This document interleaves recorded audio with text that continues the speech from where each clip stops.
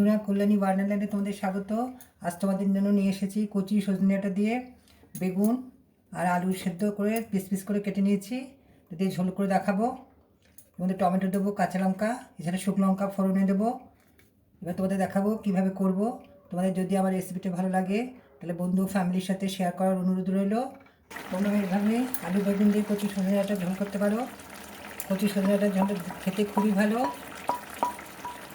এবং এটা খুব হেলদিও। একবার করে দেখতে পারো তোমরা। তোমাদের একটা ছক দেবো, দেখাচ্ছি। কড়াইয়ের মধ্যে এই কালো জিরে দিয়ে দিলাম, ঘি দিয়েছি, ঘির মধ্যে কালো জিরে দিয়ে দিলাম। এটা একটু নেড়ে নিয়ে দেবো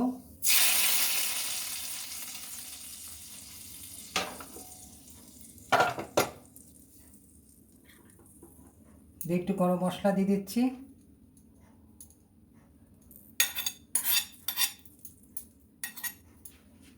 এবার তোমাদের সার্ভ করে দেখাবো। এটা একদম কমপ্লিট। বন্ধুরা, এইভাবে দেখো কচি সজনে ডাঁটার ঝোল আলু বেগুন দিয়ে তোমরা গরম ভাতের সাথে সার্ভ করতে পারো। দারুণ টেস্টি। তোমরা একবার করে দেখতে পারো, সবারই ভালো লাগবে। 8 থেকে 80 সবাই পছন্দ করবে।